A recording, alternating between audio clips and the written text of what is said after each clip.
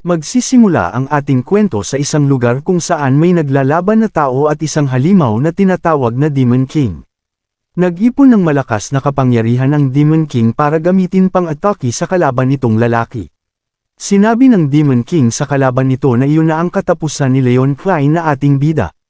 Matapos noon ay umatake na ang Demon King kay Leon ng napakalaking fireball. Hindi naman pumayag ang ating bida at naghanda ng kapangyarihan mula sa mga kamay at bumuo siya ng ice magic. Nang makabuo na siya ay ginamit niya iyon para sanggahin ang paparating na malaking fireball. Mas nilakasan pa ni Leon ang kanyang kapangyarihan para talunin ang Demon King na si Belfort. Lumampas ang ice magic sabay umabanti patungo sa Demon King. Hindi na nagawang makaiwas pa ng Demon King kaya natusok ito sa baba ng matulis na ice magic at tumagos sa ulo nito. Habang nawawasak ang katawan ng Demon King Belfort ay galit pa nitong binibigkas ang pangalan ni Leon Klein. Nagbanta pa ito na kung sa tingin ba ni Leon na iyon na ang wakas, kasabay ng tuluyang paglaho ng katawan ng Demon King. Matapos ng matinding laban ay napapikit si Leon dahil tapos na ang lahat at wala ng banta. Makalipas ng ilang araw ay nagdiwang ang mga tao at pinuri ang ating bida dahil ang Great Wizard na si Leon ay tinalo ang Demon King Belfort at ang kaayusan ay nanembalik sa mundo.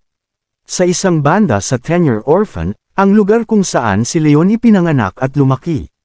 Tuwang-tuwa ang mga bata na naglalaro sa damuhan habang naghahabulan. Tinawag si Leon ng isang batang babae kaya nilapitan niya ito at kinausap. Tanong ng batang babae kay Leon na kung aalis na naman ba ito. Sumangayon si Leon at sinabihan ang bata na maging mabuti lang ito at magintay sa kanyang pagbabalik. Pumayag ito at hiling ng batang babae sa ating bida na kapag nakabalik na ito ay turuan siya nito ng magic.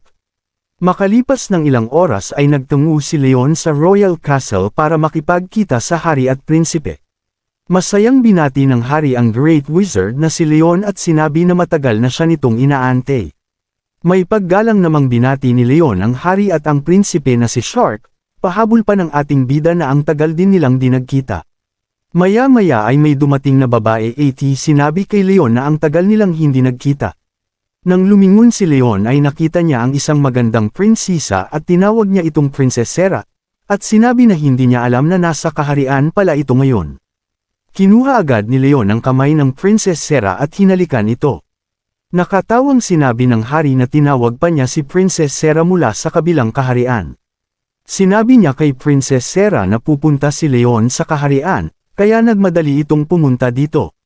Napatikip na lang ng mukha si Princess Sarah sa hiya ng naramdaman. Binali ni Leon ang usapan at nagtanong sa hari na kung bakit siya nito pinapunta ng kaharian. Sagot ng hari na sa totoo lang, na ayon kay Shark, may isang kuweba na may lumalabas na mga halimaw.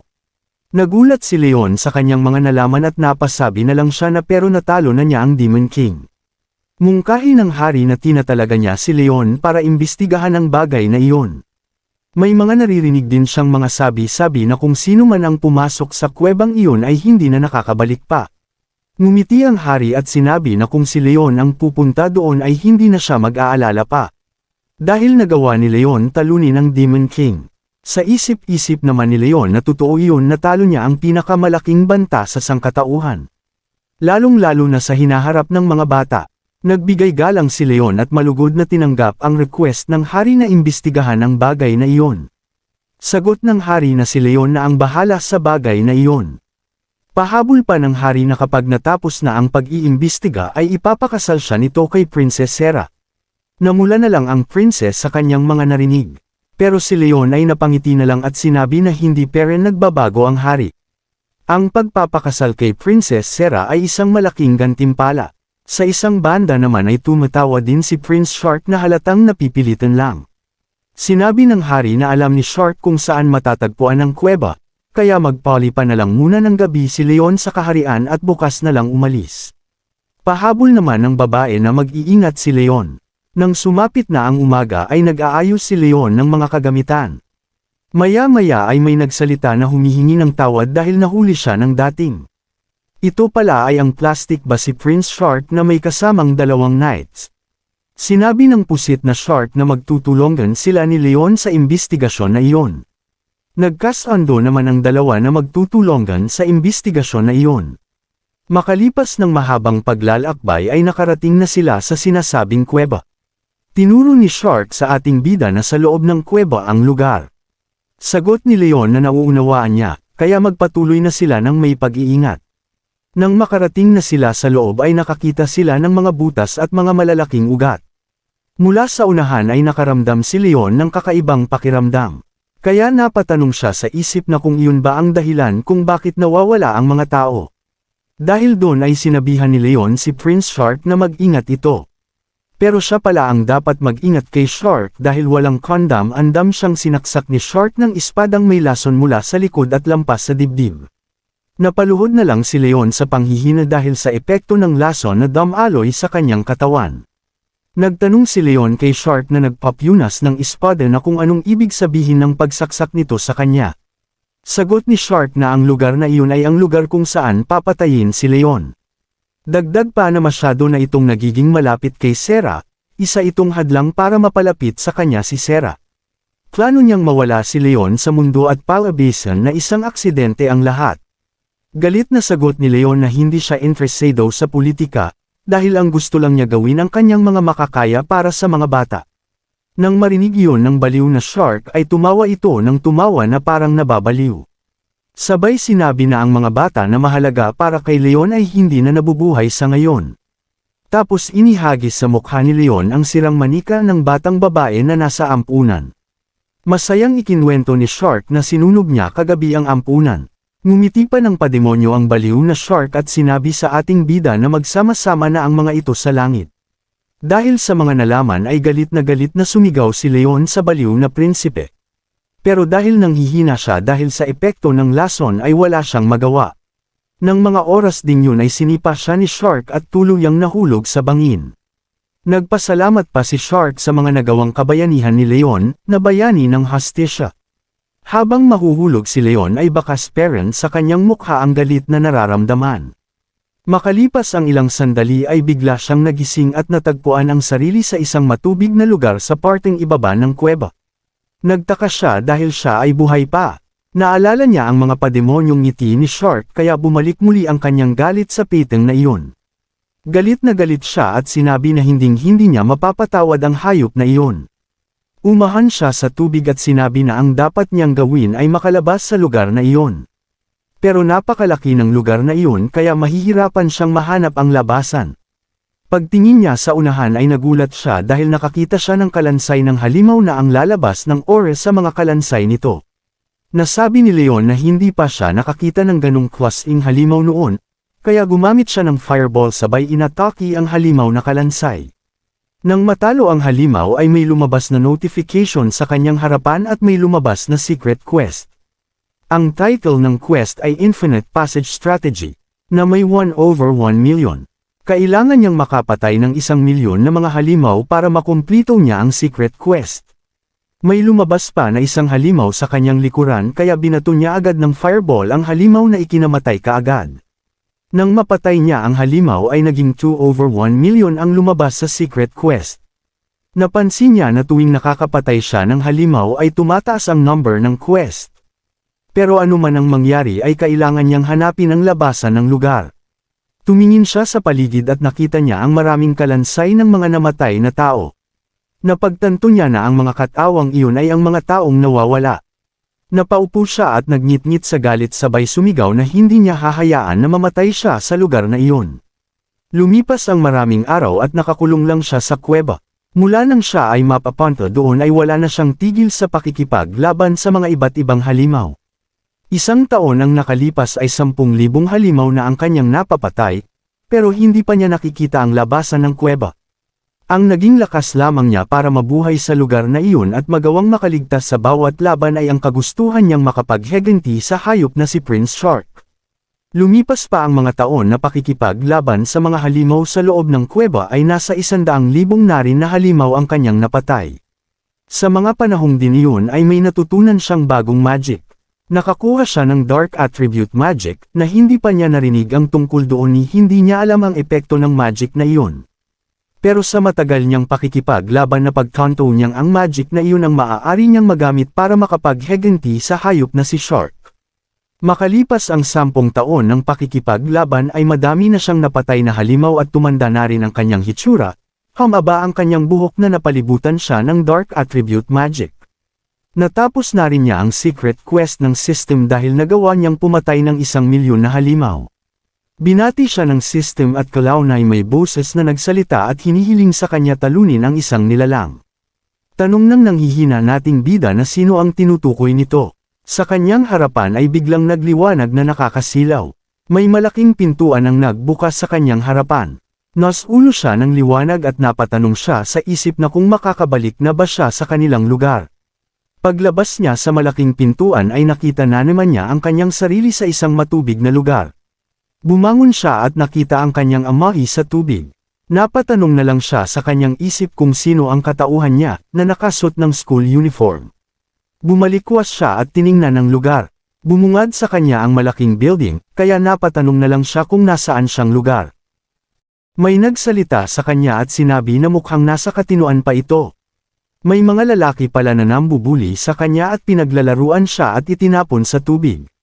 Pang-asar ng lalaking pula ang buhok na mabuti rin ang ating bida para sa isang punching bag. Tinawag pa nito ang ating bida na Kuruben. Nagtanong ang ating bida na kung siya ba ang tinutukoy ng mga ito na Kuruben. Tanong pa niya na sino ang mga lalaking ito. Nagalit ang lalaki at sinabi kay Leon na wag itong magsalita ng mga word-ong bagay. Hinawakan siya nito sa ulo sabay inulublab sa tubig. Sigaw ng lalaki na kung tulog pa ito ay gigisingan niya ito sa pamamagitan ng paglablab sa tubig. Napaisip na lang si Leon na kung ano ang ginagawa ng mga lalaking iyon sa kanya. Naghanda si Leon ng water attribute magic sabay nagcast ng spell na armor flood. Matapos nun ay nagkaroon ng malakas na pag-angat ng tubig kaya tumilapon ang mayabang na lalaki palayo. Agak ang lalaking mayabang matapos bumagsak sa sahig. Napaisip na lang ang mga lalaking asungot na kung ang ating bida ba ang may gawa ng bagay na iyon. Bumangon ang lalaking mayabang sabay inakit ang mga kasama na umalis na sila. Matapos nun ay nagtakbuhan ang mga lalaking asungot kaya napatingin na lang si Leon sa mga tumatakbong mga asungot.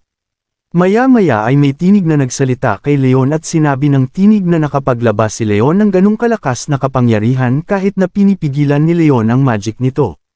Natulala si Leon sa nagsalita paglingon niya sa gilid ay napatanong na lang siya kung ano ang liwanag na iyon. Lumipad palayo ang liwanag at inakit si Leon na mag-usap sila sa ibang lugar. Sinundan ni Leon ang liwanag at nang makarating sila sa itaas ay sinabi ng liwanag ayos na sa lugar na iyon para makapag-usap. Nang mga oras ding iyon ay mas lumakas ang lilang liwanag kaya nasulo si Leon. Maya-maya ay ang liwanag ay nag-anyong batang babae. Tapos dali-dali itong yamakap kay Leon at masayang-masaya dahil nagkita rin sila. Hinawakan ni Leon ang batang babae at nagtanong na kung anong klaseng nilalang ito. At kung alam nito ang nangyayari ay sabihin nito sa kanya. Humingi ng tawad ang batang babae at nagpakilala na siya si Luna. At siya ang mensahero ng goddess. Dagdag pa ng bata na sa simpleng salita ay siya ang gabay sa kamatayan. Dahil sa totoo lang ay matagal nang patay si Leon noon pang mahulog ito sa butas. Ang mundong kinalalagyan ngayon ni Leon ay hindi nito totoong mundong pinanggalingan. Kinuha lang ni Leon ang katawan ng batang Kuruben sa mundong ito, kaya salamat sa kapangyarihan ng goddess. Matapos ng mahabang kwento ay nagtanong ang batang babae na kung kalmado na ba si Leon. Sumangayon si Leon pero sinabi niya na hindi parent siya makapaniwala. Humingi ng tawad ang babae dahil imposible na hindi ito maguluhan. Sagot ni Leon na ayos lang iyon, susubukan na lang niya na ayusin ang lahat sa kanyang isipan. Natanong ni Leon sa bata na anong dahilan ng goddess kung bakit nito siya ipinadala sa mundong iyon. Sagot ng bata na dahil sa bagay na iyon, kasabay ng paglabas ng malaking gate na nagliliwanag ng green. Nagulat si Leon matapos makita ang malaking gate. Sinabi ni Luna na isang magandang pagkakataon iyon, sabay akit na pumasok sila doon para masagot ang mga tanong ni Leon sa isipan. Nang makapasok na sila ay nagulat si Leon matapos makita ang isang nilalang sa di kalayuan.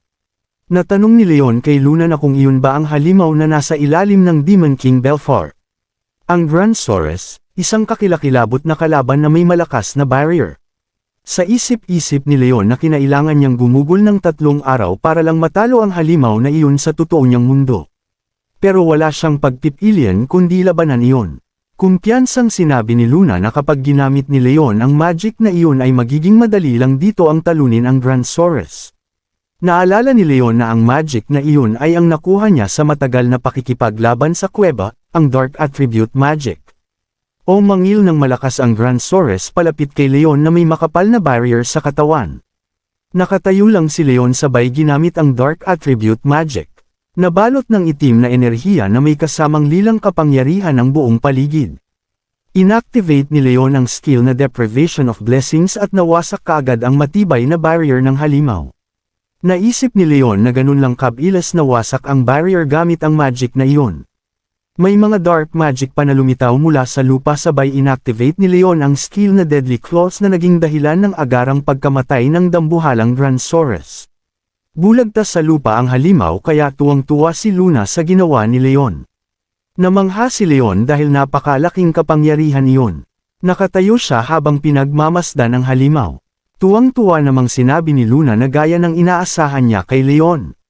Seryusong sinabi ni Leon kay Luna na masyado itong naglalabas ng impormasyon. Humingi naman ng tawad si Luna dahil sa ganung paraan ni Leon mabilis na maintindihan ang lahat. Nagbuntong hininga si Leon at sinabi na nauunawaan na niya ang sitwasyon. Na si Demon King Belfar ay darating sa mundong ito sa hinaharap. Sumangayon naman si Luna at sinabi na tama iyon, ang gate na nagpakita ay epekto ng Demon King Belfar. Paalala pa na kapag hinayaan ni Leon ang mga gate ay mawawasak ang mundong ito ng mga halimaw. Sagot ni Leon na nauunawaan niya, kaya pala ipinadala ng goddess si Luna ay para gabayan siya sa mundong ito. Tanong ni Leon na bakit si Belfar, at ano ang crest na nasa flag. Ang crest na iyon ay katulad ng nakatatak sa gloves ng hayop na Prince Shark. Natanong na lang niya sa kanyang isip na kung nandito rin sa mundong ito ang shark na iyon. Nang maalala niya si Shark ay nanginig ang kanyang kamao sa galit sa Prinsipeng Petang. Maya-maya ay may napansin si Luna kaya dali-dali siyang naglaho. Sa likuran ni Leon ay may dumating na babae.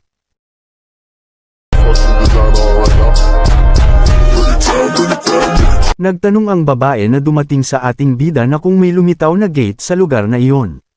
Bumulong si Luna kay Leon na magiging gulo iyon kapag nagsabi ng totoo si Leon, kaya umakto na lang ito na walang alam. Sununod ni Leon si Luna at sinagot sa babaeng dumating na wala siyang nakitang gate. Nagtaka naman ang babae dahil may naramdaman siya sa lugar na iyon. Pero natigilan ang babae matapos makilala ang ating bida na estudyante na laging pinagdidiskitahan ng mga pasaway na mga lalaki. Sinabi ni Leon na wala lang iyon. Tumunggo ang babae sa ating bida ay humingi ng tawad sa ating bida dahil sinubukan naman niyang pigilan ang mga pasaway na lalaki, pero napakalayo niya kaya hindi niya agad napansin ang nangyari. Sinabi ni Leon sa babae na wala lang yun, at hindi yun ang bagay na hindi na dapat pang ihingi ng tawad ng babae. Sa isip-isip ni Leon na bukod sa pagiging matapat maganda rin ang babaeng ito. Mungkahi ng babae na kung walang gate na nakita si Leon ay aalis na siya at babalik sa dorm. Lumabas ay Luna at sinabi na nakakamanghang ang babaeng iyon, dahil kaya nitong maramdaman ang presensya ng gate. Kinilig pa si Luna at parang ipinapahiwatig na bagay si Leon sa babaeng iyon. Kailangan ni Leon na itaas ang bandera ng babae, gaya ng sa isang laro. Pagtapat ni Leon sa kanyang pintuan ay nakita niya ang mga papel na nakapaskil na hinahamon siya sa isang laban ng ibang study auntie. Paglingon niya sa gilid nakita niya ang mga lalaki na may mga masasamang ngiti sa mga mukha, kaya naunawaan agad ni Leon ang lahat, ang babae na nagpikite sa kanya kaninang umaga ay may special na kaso. Galit na galit si Luna sa mga papel na nakapaskil sa pintuan ni Leon. Kesyo bakit ang mga ito nagsusulat ng mga ganong bulgar na mga bagay? Nakita nila na makalat ang kwarto ni Kur Oboneren. Naupo si Leon at sinabi na may gusto siyang itanong kay Luna. Yun ay sino ang nagtayo ng school sa mundong ito. Dahil ang crest na nakatatak sa flag ay katulad ng crest ni Shark. Napatanong pa kung naparito ba si Shark para sa Demon King. Sagot ni Luna na sa totoo lang ay hindi niya alam. Hindi niya alam ang tungkol sa bagay na iyon sa mundong ito. Ipinadala lang naman siya sa mundong iyon para gabayan lang so Leon. Kaya hindi pa niya nakita ang prince na iyon. Tugon ni Leon na nauunawaan niya, gusto niyang imbestigahan ang bagay na iyon, pero sa kasong iyon ay tungkol sa mga gawa ng school. Kahit na iisang tabi muna siya si Shark sa ngayon ay hindi pero niya ito mapapatawad. At hindi niya nalilimutan ang mga ginawa nito. Maya-maya ay nagtungo siya sa CR sabay dinampot ang isang gunting at tuluyang binawasan ang kanyang buhok. Natuwa naman si Luna sa bagong gupit ni Leon. Mungkahi ni Luna kay Leon na sa ngayon ay balik sila sa orihinal at ang gagamitin na ngayong pagkatao ni Leon ay si Kuro Baneren. Dagdag pa nagayahin ni Leon kung paano kumilos at magsalita si Kuro Banet. Sumangayon naman si Leon at sinabi na gagawin niya ang kanyang makakaya. Makalabas ang ilang oras ay pumasok na si Leon sa university pero pinagtitinginan siya ng mga estudyante dahil sa bago niyang gupit. Napogian sila sa taga-recap. Sa loob ng classroom ay nagtaturo ang isang guro tungkol sa mundong iyon na kailangan nilang malaman. Noong nakalipas na maraming taon ng misteryusong space na tinatawag na gate ay nagpakita sa kanilang mundo. Pati na rin ang mga tao na may kakayanang gumamit ng magic ay nagpakita. Ang banta ng isang gate ay nakabase sa kulay nito. Puti ang pinakamababa at pula naman ang pinakamataas. Maraming mga halimaw ang nagpakita mula sa gate. Ang mga tao ay pinapatay ang mga ito kasabay ng pagkuha sa mga resources mula sa halimaw na napatay. Ang bilang ng mga tao na may kakayahan ay dumarami ng dumarami.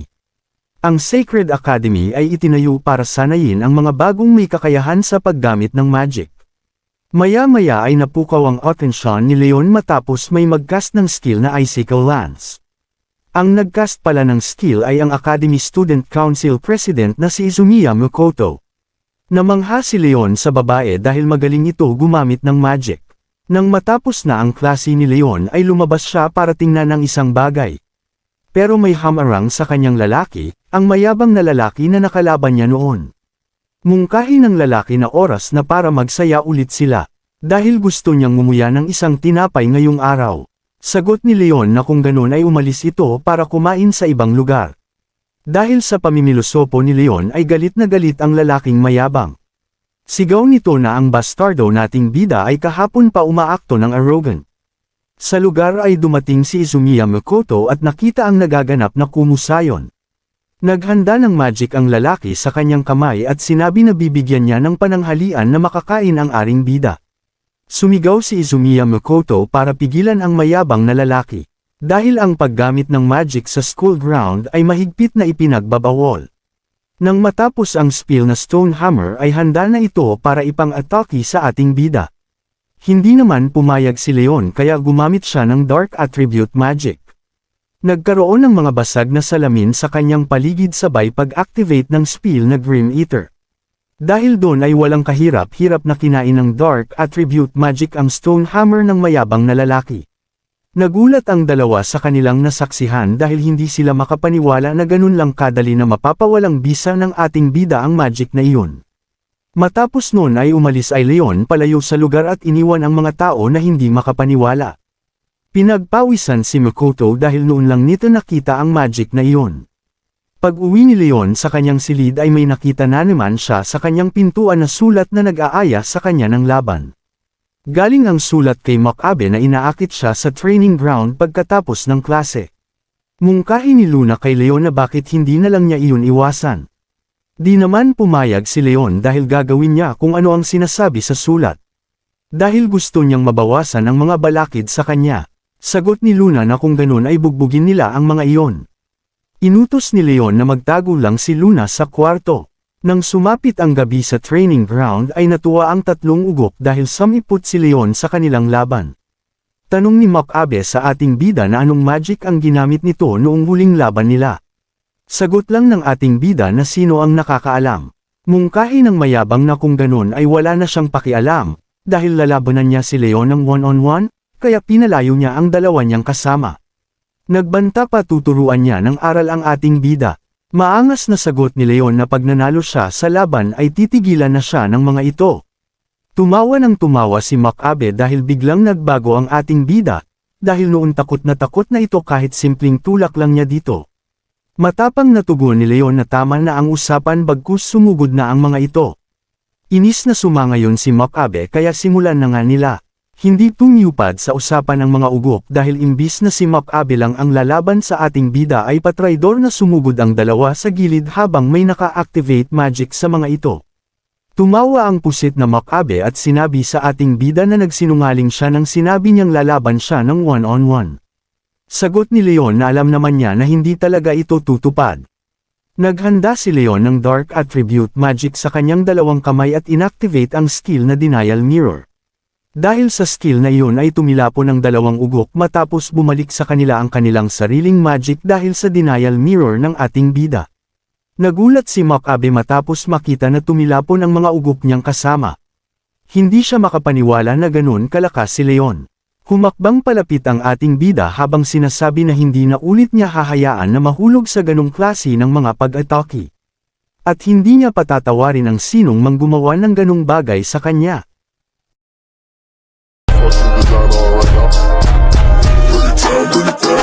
Kinakabahan na napapatanong sa isip ang ugok na kung ano ang nangyayari.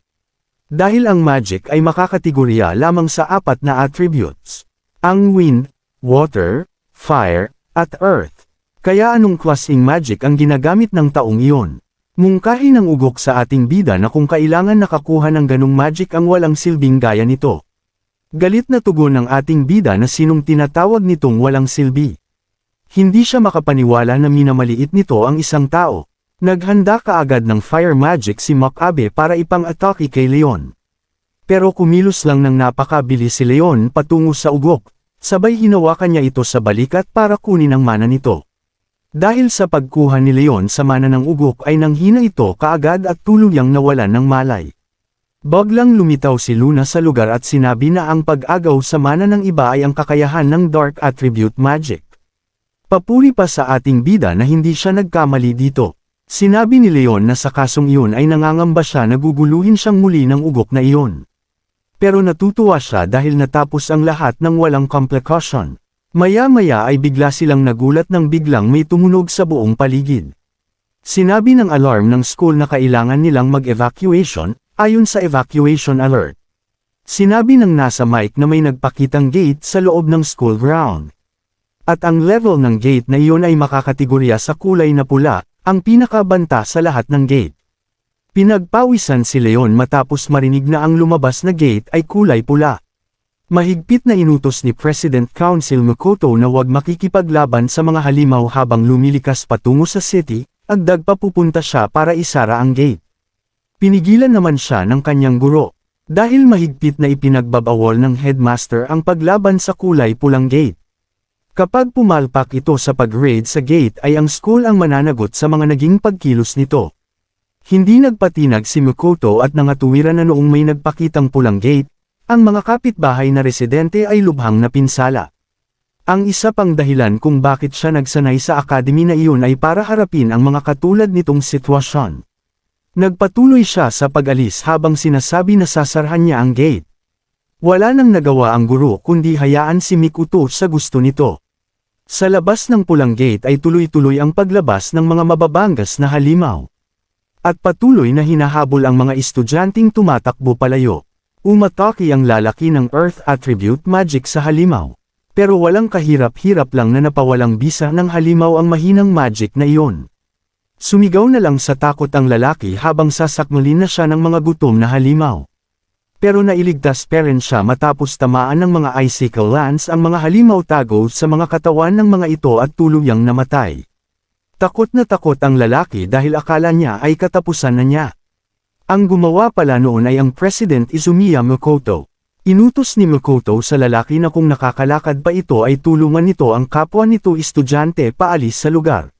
Sa isip-isip ni Makoto na para hindi na lumala ang lahat ay kailangan niyang talunin ang bossmaster ng pulang gate na iyon, para tuluyan ng magsara ang gate. Sa di kalayuan ay nakarating na din sa lugar sina Leon at Luna at nakita nila na pumasok sa pulang gate ang babae. Nagtanong si Leon kay Luna na ano ang dapat nilang gawin para magsara ang gate. Sagot ni Luna na kailangan nilang talunin ang halimaw na kumokontrol sa gate. Kilala ito bilang boss. Tugon ni Leon na kung ganun ay kailangan nila itong harapin. Mungkahi ni Luna na pero kahit na ang Dark Attribute Magic ay napakalakas, kailangan din ito ng maraming mana. Tugon ni Leon na ang kanyang kasalukuyang aksyon ay hindi para i-motivate ang Sinnoman. Hindi niya hahayaan ang isang banta na mangwasak. Napangiti si Luna dahil mabuting tao si Leon. Mabilis na kumilos ang dalawa para pumasok sa gate. Sa loob ng gate ay matapang na nakikipaglaban si Mikoto sa mga halimaw at pinagpapatay niya ang mga ito. Puro galos at pagod na ang naranasan ng babae sa naging pakikipaglaban nito. Gaya ng kanyang inaasahan sa mga halimaw na nasa kategoryang pula, ay hindi madali. Ilang sandali lang ay may lumitaw na malaking halimaw na ahas sa likuran ni Mikoto. Huli na nang mapansin niya iyon, kaya wala na siyang nagawa kundi mapamura. Pero mabilis na yumaksyon si Leon at gumamit siya ng Dark Attribute Magic at inactivate ang spell na Deadly Claw sa halimaw. Sa lakas ng Deadly Claw ay patay agad ang malaking halimaw. Namangha si Mikoto sa kanyang nasaksihan at nang makita niya kung sino ang may gawa noon ay nasal-ayan niya ang ating bida mula sa malayo. Agad nakilala ni Mikoto ang lalaking kanyang kaharap bilang si Leon, kasabay nun nagpasalamat siya sa pagkakaligtas ng ating bida sa kanya sa delikadong sitwasyon. Masayang sinabi naman ni Luna na natutuwa siyang nagawa nilang matapos ang misyon sa oras. Sinabi naman ni Leon na masaya siyang hindi nasaktan si Mikoto, samantalang ang tanong ng dalaga kung anong klaseng magic ang ginamit nito kanina, at anong klaseng nilalang ang ating bida.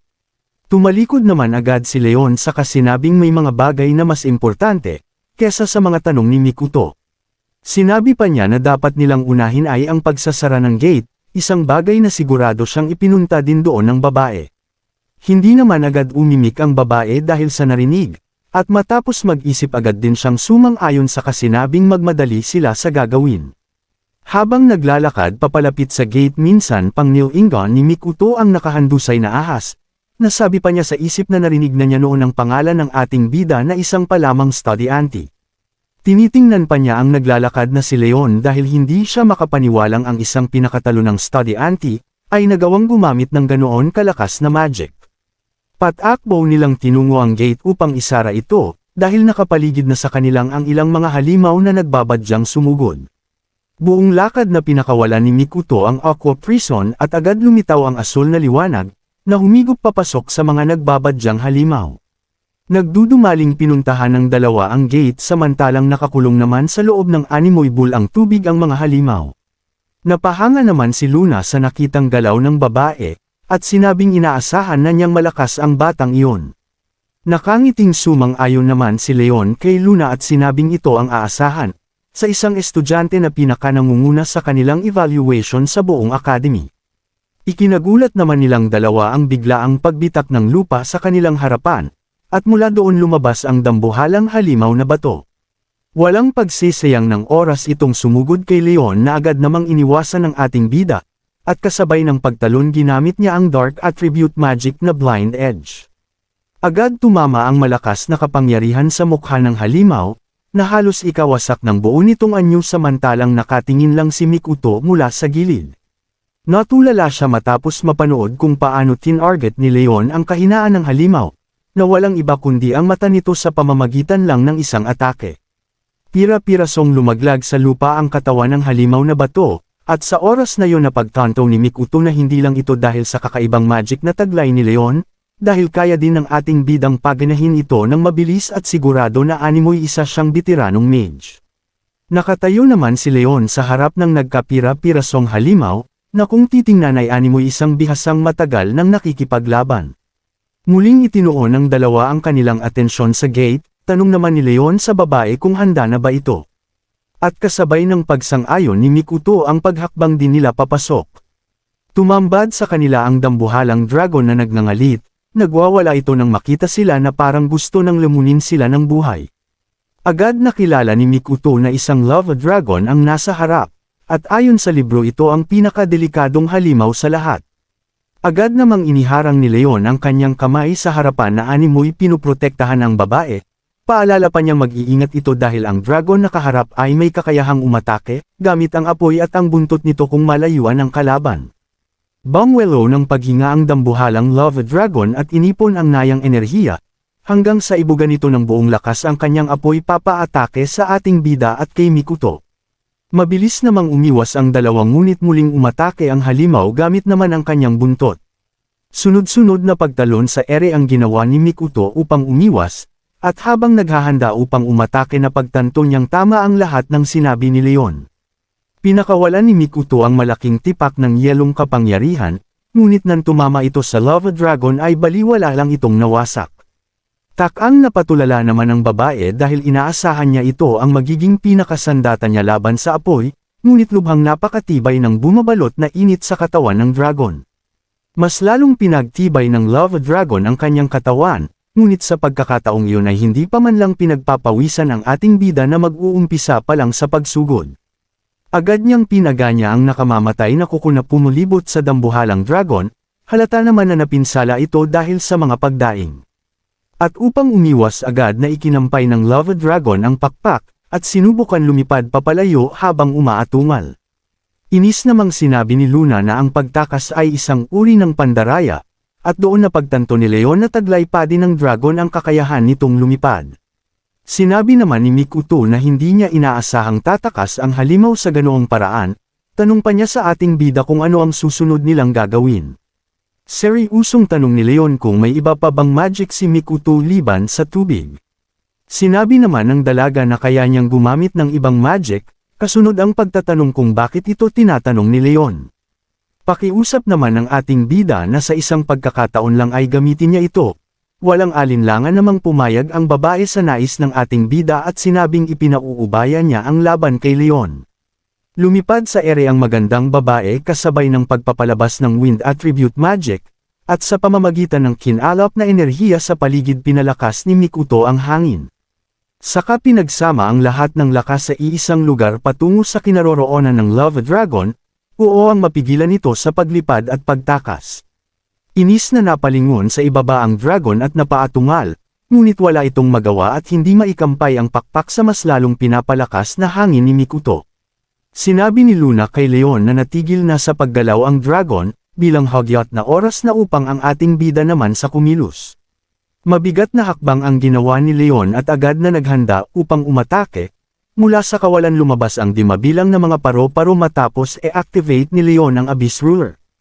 Agad pumulibot ang mga ito sa kinaroroonan ng Lava Dragon, at sa pamamagitan nga isang pagpitik ng daliri ay mabilis na nagpakawala ang bawat paro-paro ng nakasisilaw na liwanag. Napaatungal na lang ng malakas ang halimaw kasunod ang pagsabog at pagkapira-piraso ng katawan nito. Napatikip pa ng mukha si Mikuto sa tindi ng puwersang pumailan lang sa lugar, matapos ang malaking pagsabog na naganap. Walang buhay at gula-gulanit ang katawan ng dragon na bumagsak sa sahig. Natutuwang bumati naman si Luna at sinabing inaasahan na niya iyon mula kay Leon. Sa kabilang banda mula sa gilid ay nagsalita si Mikuto at binati si Leon. Hinawi pa nito ang buhok sa tainga at sinabing marami siyang nais itanong, ngunit sa ngayon ang masasabi lang niya ay isa itong nakamamanghang laban. Pagkasabi niyon iniabot ng babae ang kanyang kamao, na agad din namang iniuntog ni Leon sa kanyang kamao tanda ng kanyang pasasalamat sa dalaga. Matapos ang laban bumukas ang gate at inuluwan nito ang dalawa, tumambad naman sa kanila ang nagkalat na walang buhay na mga halimaw. Ngunit natigilan si Mikuto at nabanggit ang pangalan ni President Izumiya, sabay tingin sa kalsadang di kalayuan. Isang lalaki ang nakatayo sa harap nilang may nakasisindak na tindig, madiin itong tanong kung bakit sumuwi ang dalawa sa kanyang utos. Ang mapanindek na lalaking ito ay si Shidao Atsushi, headmaster ng mga mage sa Developing Institution Sacred Imperial Academy.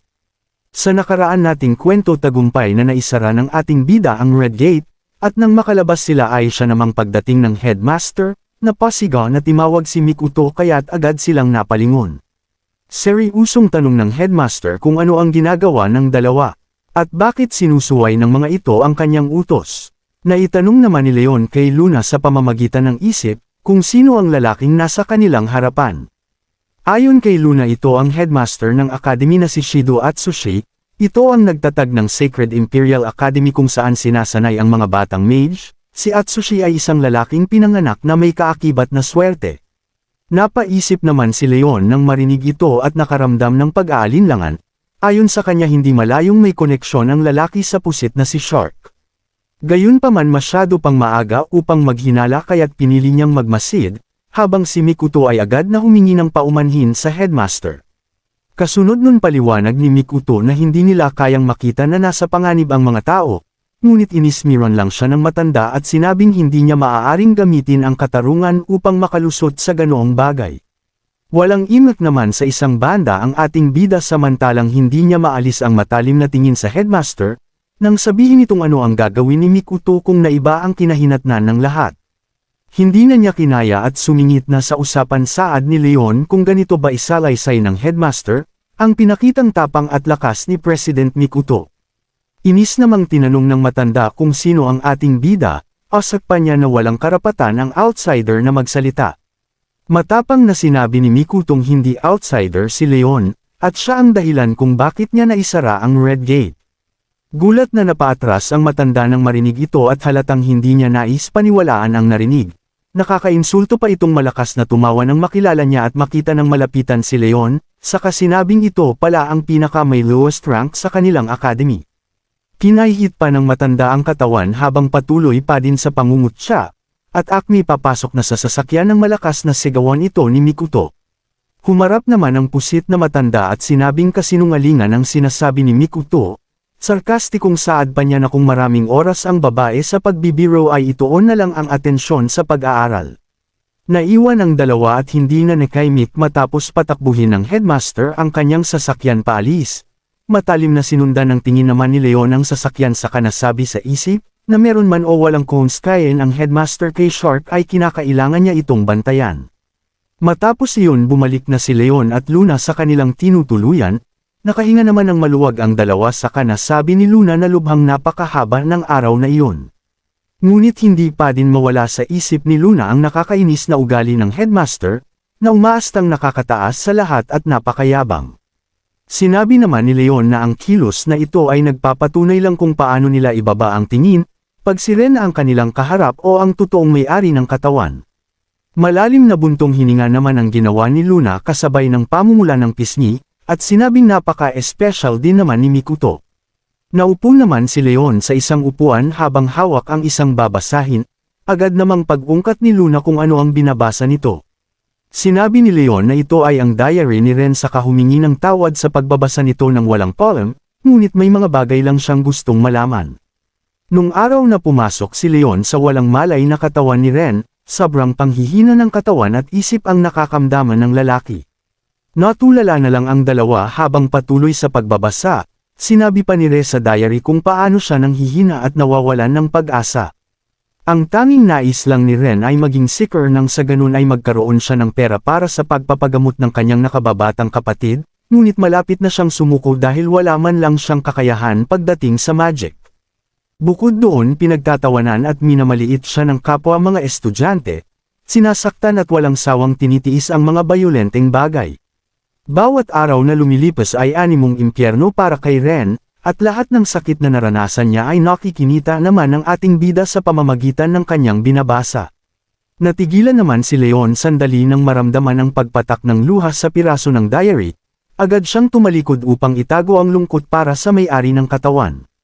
Napasunod naman ang tingin si Luna at nag-aalalang tinawag ang pangalan ni Leon, nakasalukyang nasa harap ng bintana at nakatingin sa kawalan. Seryusong sinabi ng ating bida na ipapakita niya sa mga taong iyon ang nararapat para sa kanila. Sa kabilang banda ng gabi ding iyon tahimik na nakaupo ang mayabang na headmaster sa kanyang office, pinagmamasdan niya ang impormasyon ni Ren at sinabing ang lakas ng loob ng isang talunan upang maliitin siya. Natatawang hinithit pa niya ang sigarilyo dahil aniyay hindi man lang naiisip ng ating bida, na maaari siyang ma-expelled sa school anumang oras. Habang naliligo naman si Mikuto sa shower, hindi din maalis sa isip niya ang ating bida at ang pagtatanong kung paano ito naging gaon kalakas, gayong si Ren ang may lowest rank sa buong campus. Hindi man niya sigurado sa ngayon ngunit ramdam ni Mikuto na merong kakaibang nangyayari. Kinabukasan tirik na ang araw nang magpunta sa campus si Leon, at habang naglalakad na salubong niya ang isang lalaki na nagsabing gusto siya nitong makausap.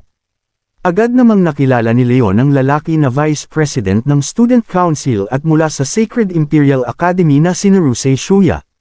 Sinabi nito sa kanya na narinig niyang ang ating bida at si President Mikuto ay nanggaling sa outside gate kahapon. Sarkastikong tanong nito kung pinaplano ba ng ating bida na samantalahin ang sitwasyon, upang kumuha ng gamit mula sa gate. Dagdag pa ng lalaki na sinabi ni Mikutong tinulungan siya ng ating bida, ngunit para kay Naruse ginawa lamang ito ng babae upang mapagtakpan si Ren. Pagbabanto pa niya na ang lalaking kagaya ng ating bida ay hindi dapat nagdudulot ng kapahamakan kay Mikuto. Nakuha naman ng lalaki ang inis ni Luna kaya't agad na tanong nito kung ano ang problema ng lalaking may 4 na mata. Paliwanag naman ni Leon na sinusubukan lang niyang sanggan ang gate. Kalmado ngunit ramdam ang tensyon sa pagsasalita ni Naruse nang minsan pa ay maliitin niya ang ating bida. Saad pa niya na hindi siya bulag upang paniwalaan ang sinasabi ni Leon. Habang nasa gitna ng diskusyon ang dalawa ay agad namang pagdating ni Mikuto, tinawag pa nito ang ating bida at sinabing kanina pa niya ito hinahanap. Walang pagpapalam na tumalikod naman si Naruse sa kasinabing manahimik na lang ang ating bida, at hayaan na ang student council ang umayos ng gusot na ginawa niya. Habang naglalakad paalis lumingon pa ito at sinabing magkita na lang sila ni President Mikuto sa meeting, kaya't agad din namang sumagot ng pagsang-ayon ang dalaga.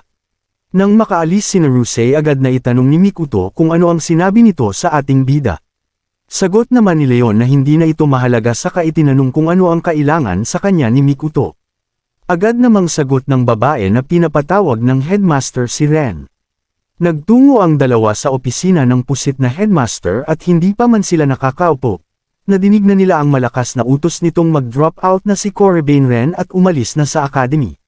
Gulat namang agad na inalam ni Mikuto ang dahilan ng matanda sa biglaan nitong desisyon.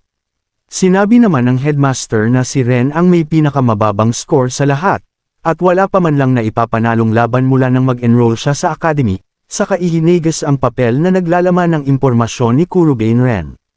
Nandilim naman ang mukha ng ating bida nang idagdag pa ng pusit na headmaster, na walang hinaharap ang estudyanteng walang talento sa magic at ang ginagawa niya ay pagpapakita lamang ng awa. Pinulot ni Leon ang papel sa sahig at sandali itong pinagmasdan, saka itinanong sa headmaster kung kailangan lang ba niyang patunayan ang kanyang lakas. Sinabi pa ng ating bida na nalalapit na ang mock battle ngayon buwan, at kung maipanalo niya ang lahat ng iyon hiniling niya na magbigay ng consider sayan ang headmaster sa kanilang usapin. Nang marinig ito mas lalong kumulo ang dugo ng pusit na matanda sa ating bida, ngunit nang makitang si Naruse ang nasa pinakaunang rank agad din siyang kumalma. Tumatawang tinanggap niya ang aniyay padalos-dalos na mungkahi ng ating bida, dahil nasa isip niyang walang kayang talunin si Ren lalo na ang pinakamahusap na si Naruse. Nakahinga naman ng maluwag ang ating bida matapos nag-usapan, kasunod nun ang malakontrabidang pagngisi. Isang gabi sa student dorms, ay nasa loob si Leon ng kanyang silid at binabasa ang isang papel na listahan ng mga malalakas na estudyante na kanyang lalabanan sa isang mock duel. Nang sumapit ang umaga ay naglalakad si Leon sa isang hallway at maya-maya ay biglang may tumawag sa kanyang pangalan kaya bilga siyang napalingon sa likuran. Sinabi ng nagsalita na bawiin ni Leon ang sinabi nito. Ito pala ay si Mikoto na pinipigilan siya sa magaganap na mock duel. Paliwanag ng babae na hindi makatarungan na tanggalin ito sa school dahil lang sa pinakamababa ito sa lahat. Kapag tumuloy si Leon sa pakikipaglaban at natalo ito ng isang bises ay tuluyan na itong maaalis sa school. Dagdag pa ng babae na kinikilala niya ang kakayanan ng ating bida, pero ang vice president na si Naruse ay mataas din ang kakayahan. Magsalita naman si Leon ang nakangiti na nagpasalamat sa babae dahil sa pag-aalala nito sa kanya. Mungkahi niya dito na kapag binawi ng headmaster ang utos nito na ay patanggal siya dahil sa kondisyon ni Mikoto ay kailangan pa niyang pagbeadan iyon. Pero buo na ang kanyang pasya, kaya ipapakita niya sa lahat na siya ang bida sa kwentong ito. Sa loob ng dorm ay nagtanong si Luna kay Leon na kung hindi ba mas makakabuti na wag na lang itong pumasok sa school. Sagot ni Leon na kung gusto niyang makalapit sa buntot ni Shark ay kailangan niyang manatili sa school. Dagdag pa ni Leon na nakakasigurado siya na malaki ang koneksyon ni Shark at headmaster. Pero maaari ding ang headmaster ay mismong si Shark. Ayon kay Luna na hindi niya naisip ang tungkol doon. Dahil kung ang isang nilalang ay nanggaling sa ibang dimensyon ay mararamdaman niya iyon kaagad. Sagot ni Leon na totoo yun dahil ang hangin na nakapalibot sa headmaster ay iba din. Mungkahi ni Leon na sa madaling salita ang kailangan nilang gawin ay sereduhan ang mga gates, habang inaalam ang tungkol kay Belfar at Shark. Nalungkot si Luna kaya natanong ni Leon kung may mali ba dito. Sagot ni Luna na wala naman, kahit na may kautusan mula sa goddess ay, nalulungkot siya sa pagbibigay kay Leon ng mabigat na pasanin. Sinabi ni Leon na wag na mag-alala si Luna dahil mas nagpapasalamat pa nga siya. Nagtaka naman si Luna kung bakit. Tumingin si Leon sa labas at sinabi na nagpapasalamat siya dahil binigyan pa siya ng pangalawang pagkakataon kahit siya ay namatay na para makapag-hegant kay Shark at talunin si Belfar na maghawasak ng lagam sa mundong ito. Kaya kung gusto ng goddess na gawin niya ang bagay na iyon ay malugod niya iyong gagawin. Kaya hindi kailangan ni Luna na humingi ng tawad sa kanya. Natuwa naman si Luna at naisip na masaya siya dahil si Leon ang napili ng goddess. Lumakad si Leon dahil magpapahinga na siya para makapaghanda sa magaganap na mock battle bukas.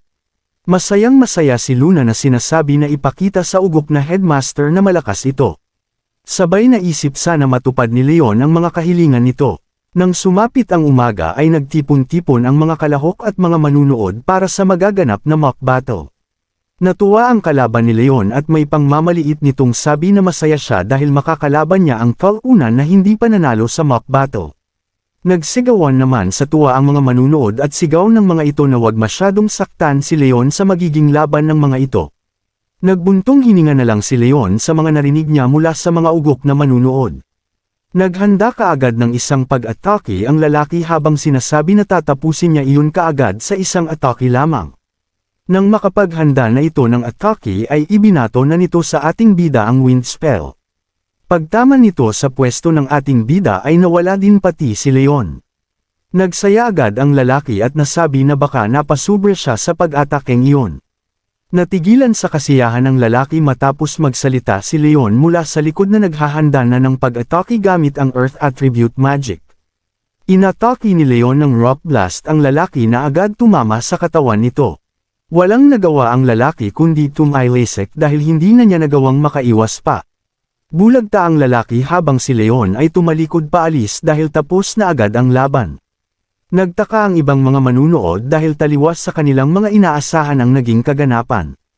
Pagtataka ng mga ito at napatanong na kung posible ba na makaiwas ng ganun kabila sa isang-isang atake.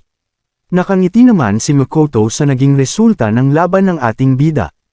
Napaisip ang Vice President na Rusey na ang bilis ng pag-activate ng magic ni Leon ay talagang napakabilis. Sa taas naman ay payahan lang na nanunood si Luna sa laban ni Leon at nasabi niya na hindi na pala kailangan pang gumamit si Leon ng Dark Attribute Magic.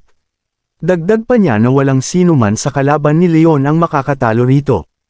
Oras na para malaman ng lahat ang totoong abilidad ni Leon. Hindi niya maisip kung anong mangyari pag nalaman ng mga ito. Makalipas ang ilang oras ay nagpatuloy na sa pakikipaglaban si Leon at isa-isa niyang tinalo ang kanyang mga kalaban. Sa bawat laban niya ay tanging Earth Attribute Magic lang ang kanyang ginagamit at sa bawat tamaan ng mga ito ay hindi na nagagawang bumangon pa ng kalaban at ang iba ay nawawalan ng malay. Mula sa taas ay inis ang headmaster dahil sa sunod-sunod na pagkapanalo ni Leon at hindi siya makapaniwala sa mga nangyayari. Ang kalunan na hindi man lang nanalo noon kahit na isang bises ay may ganong kakayahan ngayon. Kaya nakakasigurado siya na may mali sa mga impormasyon na kanyang nalaman. Napaisip pa ang headmaster na kung si Leon ba talaga ang nakapagsara ng Red Gate, pero imposible iyong mangyari. Maya-maya ay bigla siyang may tinawag mula sa likod ng pinto at pinapasok. Ito pala ay ang Vice President na si Rusey na nagtatanong na kung pinatawag ba siya ng headmaster. Nagtanong ang headmaster kay Rusey kung sa mock battle ay haharapin din ito ang taong nagngangalang Corubanet. Sagot ni Rusey na kung may mali ba doon. Mungkahi ng headmaster na gusto niyang lumaban si Narusa ng buong lakas nito. At hindi niya naniniwala na matatalo ito sa laban. Dagdag pa na sinasabi niya iyon para hindi ito maging pabaya. Sagot ni Rusey na laban kay Corubanet na wala lang iyon. Dahil pinag-aralan niya ang mga kilos nito sa mga nakalipas na mock battle. Lahat ng ginamit nito sa laban ay Earth Attribute Magic. Pagyayabang pa niya na marahil talo nito ang iba pero wala iyong laban sa kanya. Sagot ng headmaster na alam na niya. Ngumiti pa ito at sinabi na ngayong sinabi ni Rusey ang tungkol sa bagay na iyon ay wala na siyang dapat pang ipag-alala. Matapos noon ay lumabas na ng pinto ng headmaster si Vice President Rusey. Napagtanto ni Rusey na ang headmaster ay nag-iingat, marahil may kakaiba sa taong iyon kung ganon. pero walang dahilan para matalo siya rito.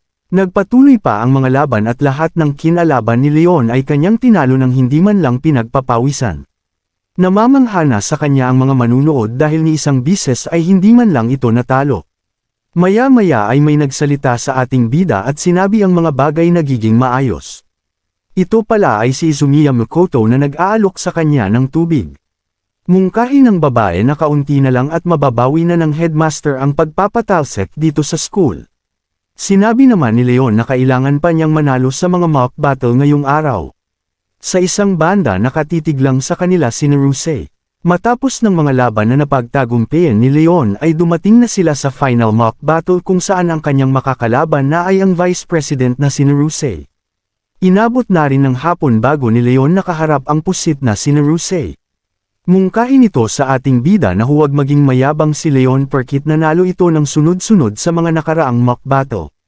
Sagot ng ating bida na ayos lang naman siya at hindi siya naging masaya sa mga nangyari.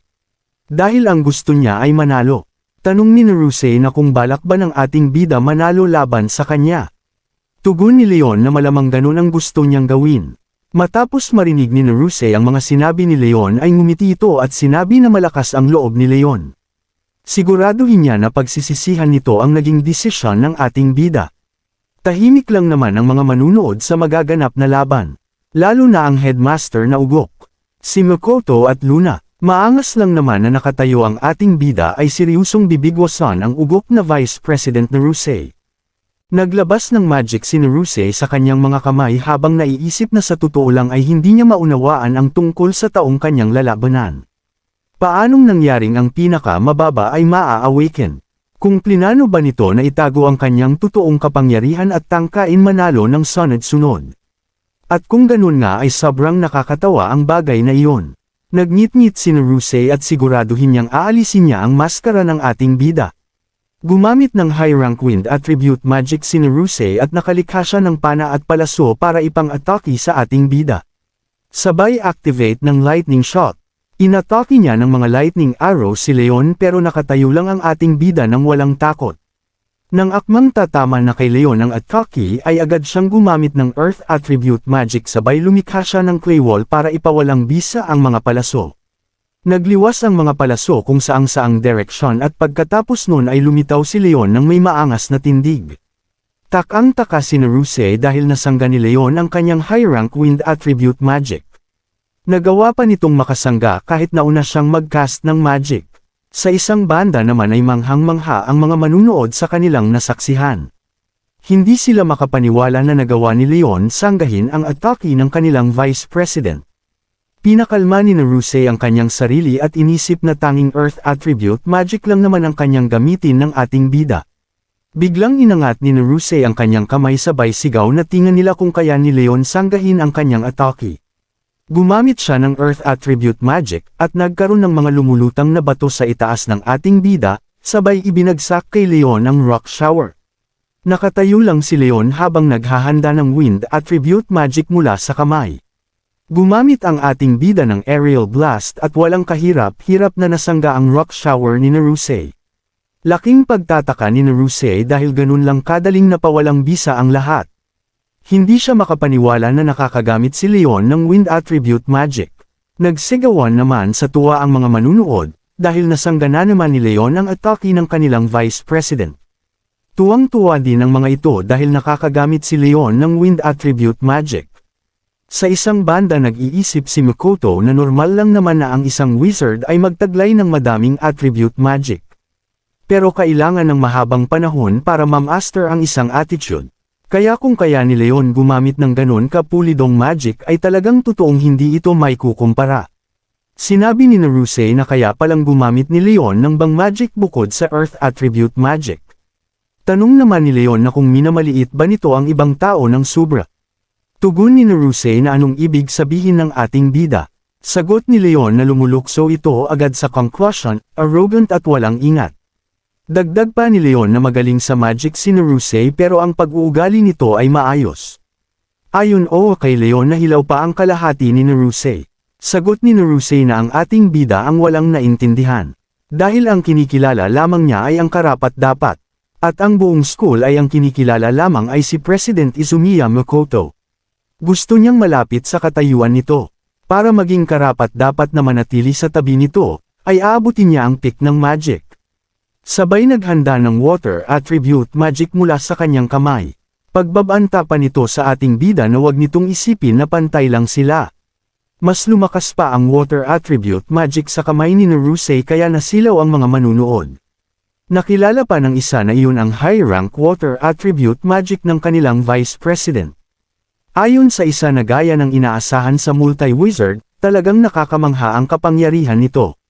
Inactivate na niya ng kanyang magic at biglang nagkaroon ng yelo sa paa ni Leon sabay lumaki ito at nabalot ng tuluyan ang ating bida ng makapal na yelo na tinatawag na Cocytus.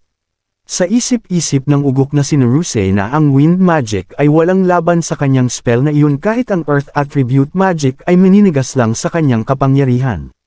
Sa pamamagitan noon ay sigurado na ang kanyang pagkapanalo. Sa gitna ay nakakulong lamang si Leon sa loob ng mataas na yelo. Maya-maya ay biglang nagbitik ang yelo dahil may namumuong apoy sa loob ng yelo. Laking pagkagulat ni Naruse sa kanyang nasasaksihan. Sa isang iglap ay biglang nawasak ang malaking yelo gamit ang apoy ni Leon. Hindi makapaniwala ang ugok dahil kayang gumamit ni Leon ng 3 attribute. Sinabi ng ating bida kay Naruse na pasensya na dahil hindi lang 3 attribute ang kaya niyang gamitin. Mas nagulat pa si Naruse dahil nagkaroon ng malaki ice ball sa kanyang itaas. Binasag ni Leon ang yelo ay pinaulan sa ugok na Vice President. Wala nang nagawa si Naruse kundi saluhin ang magic gamit ang sarili niyang katawan, habang nag-iisip na 4 na attributes ang kayang gamitin ni Leon. Matapos ng umuulan na yelo ay napaluhod na sa hirap ang ugok na Vice President. Lumapit si Leon kay Naruse at sinabi na magbibigay lamang siya ng payo dito.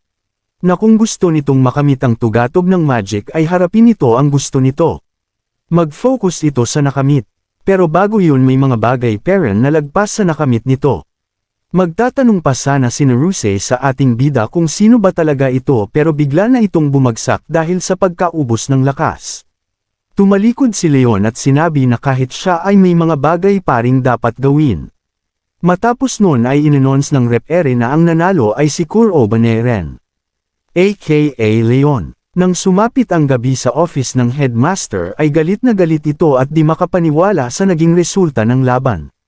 Hindi siya makapaniwala na ang taong iyon na talunan ay may 4 na attributes.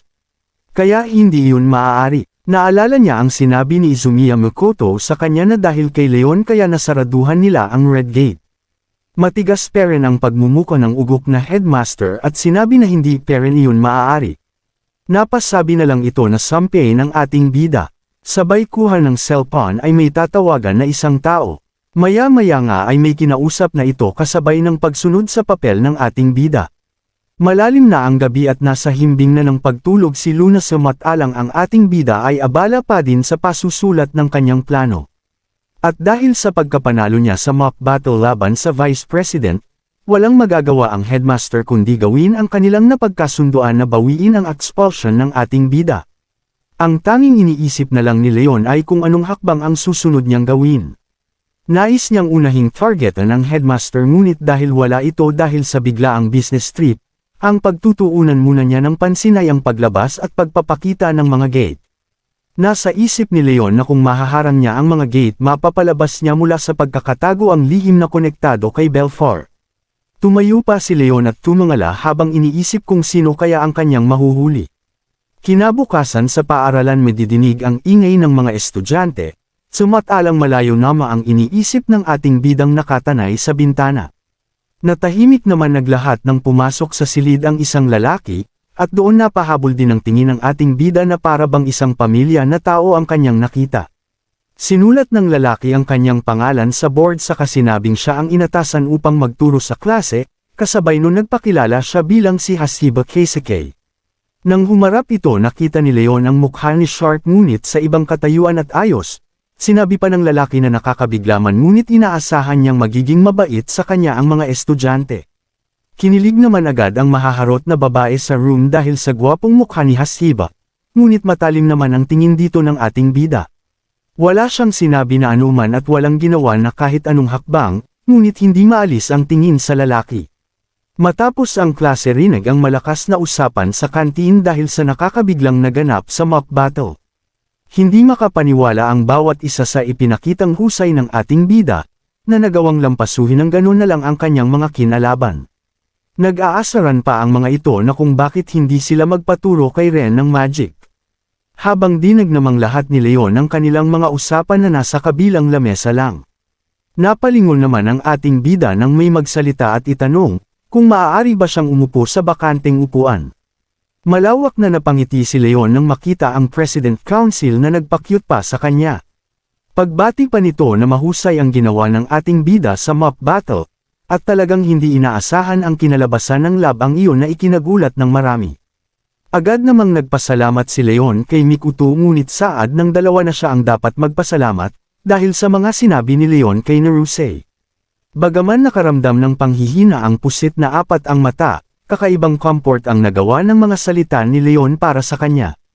Ngunit para kay Leon ay walang special sa mga sinabi niya, sumatalang sinabi naman ni Mikuto na hindi pa din niya napapatawad ang headmaster sa ginawa nito. Ani pa ng babae na ang ugaling ipinakita ng headmaster ay hindi makatarungan, at doon na itanong ni Leon kung anong klase ng tao ang headmaster. Kwento ni Mikuto na dating seeker ang headmaster at nitong nakaraan lang ay umugang ang usap-usapan na meron itong madilim na koneksyon. Agad napaisip si Leon nang marinig ang pahayag ni Mikuto, ngunit bago pa siya makapagsalita narinig nila ang malakas na anunsyo sa buong academy. Ayon sa nagsasalita nitong mga nakaraan araw ay panay-panay ang pagpapakita ng mga gate, at dahil na din sa swerte ay agad din namang naisasara ang MIFA ito ng mabilis. Gayunpaman paalala nilang dapat paring maging handa ang bawat isang estudyante. At para sa mga hindi pa marunong gumamit ng magic, bili ng nagsasalita na wag subukan ng mga ito na lumapit man lang sa gate sa anumang dahilan. Bigla namang bumalik sa alaala ni Leon ang sinabi ni Luna, na kung hahayaan niyang nakabukas ang mga gate ay maaari itong humantong sa pagkawasak ng mundo dahil sa mga halimaw. Seryusong sinabi ni Leon sa isip na hindi niya hahayaang matupad ng mga ito ang kanilang layunin, at agad siyang gagawa ng paraan upang linisin ang kanyang landas. Bigla namang sinabi ni Leon kay Mikuto na may nais siyang pabantayan dito, at puno ng kuryudidad namang agad na gustong malaman ito ng babae. Sa kabilang banda matapos ang kanilang usapan madilim na ang gabi ngunit abala pa si Luna at Leon sa pag-iikot. Sinabi ni Leon kay Luna na oras na upang siguraduhin nilang walang gate ang nagbukas ngayong araw, at walang pagtutol namang sumusunod lang si Luna. Nakangiting sinabi pa ni Luna na ilang araw na ang nakalipas na tuloy-tuloy na tinatapos at sinasara ni Leon, at ang talagang napaka-astig na bagay para kay Luna ay dahil ginagawa ito ni Leon ng palihim. Sa kanilang pag-iikot agad nilang namatahan ang isang bukas na gate, isa itong kategorya ng Green Gate at lubhang napakaliwanag nito kaya't hindi mahirap makita. Walang pag-aalinlangang humakbang papasok ang gating bida at si Luna, nagpalinggalinga ang dalawa upang masigurado kung anong klase ng panganib ang nasa loob. Napag-alaman ni Leon na isa itong Sea of Trees, kaya't paalala ni Luna na dahil madilim sa lugar kailangan nilang magdoble ingat. Wala pang ilang minuto ay napakarami ng napatay na mga halimaw ni Leon, at walang tigil pa din sila sa pagpasok hanggang sa marating nila ang pinakailalim nito. Takang tanong naman ni Luna na bakit walang kahit anong halimaw sa pinakailalim, ngunit nang lumingon si Leon gulat siyang mapasigaw nang may makitang di inaasahan sa likudan ni Luna. Biglang hinablot ng dambuhalang halimaw ang balikat ni Luna, saka inilipad papalayo at dinagat ang walang kalaban-labang Mountain Fairy. Tanging sigaw lang ang nagawa ni Luna habang unti-unting lumalayo ang tingin niya kay Leon. Nang lingunin niya ang likuran isang naglalaway at gutom na halimaw ang may hawak sa kanya. Napasigaw si Luna ng malakas dahil sa takot ngunit nagawa pa nitong ipaalam sa halimaw, na hindi siya klase ng bagay na basta na lang kakainin nito habang patuloy ang pagpupumiglas. Habang nakadapo sa taas ng sangaang halimaw utos na Mab ni Leon na huwag gumalaw si Luna, saka sinimulang paganahin ang kanyang natatanging dark attributes. Ilang beses pinatamaan ng matatalim at nagliliwanag na deadly claw ni Leon puno kung saan naruroon ang halimaw, at dahil sa taranta nito ay nawala sa focus ang halimaw at nagkaroon si Leon ng pagkakataon na patamaan ito sa katawan. Puro talon sa puno ang ginagawa nito at hindi pa din binibitawan si Luna, hanggang sa ilang tama ang tumagos sa katawan ng halimaw. Dahil doon malakas na napaatungal ang halimaw at nabitawan si Luna, saka lumaglag sa lupa na nakalawit ang dila habang di mabilang ang butas na natamo sa katawan. Patakbong niyapos ni Luna ang ating bida kasabay ng pagpapasalamat sa pagkakaligtas nito sa kanya, natutuwang saad naman ni Leon na masaya siyang hindi nasaktan ang munting fairy. Napalingon pa si Luna sa walang buhay na halimaw at sinabing namamangha pa din siya, kung paano naisip ni Leon ang ganoong taktika ng pag-atake, saka nasabi ding inakala niyang haharapin niya na ang kanyang katapusan. Paliwanag naman ni Leon na iyon ay dahil madalas mangyari ang pag-ambush sa kailaliman ng hell, kaya't natutunan niya na kung paano magre-react kaagad sa ganoong mga sitwasyon. Masaya naman si Luna at nasabing nagawa na naman nito ang kanyang inaasahan. Tagumpay na naisara ni Leon ang Green Gate kaya't agad siyang binati ni Luna. Nakahinga din naman ng maluwag ang ating bida dahil nagawa nila ang dapat bago pa magkaroon ng mga damage. Magsasalita pa sana si Leon nang matigilan siya at may maramdamang kakaiba. Biglang napatalon sa gulat ngunit umiral pa din ang bilis niya nang maiwasan niya ang papasugod na mga bato. Matalim na napatingin si Leon sa harapan upang hanapin ang kalaban, at tagumpay niya itong nakita mula sa itaas ng isang building. Sa kabilang banda tanong naman ng lalaking nakamaskara, kung nagawa bang maramdaman at makita ng ating bida ang kanyang kinaroroonan. Ayon pa sa lalaking nakamaskara na mukhang mag-i-enjoy siya sa ginagawang pag-hunt, habang tinitingnan sa ibaba ang ating bida.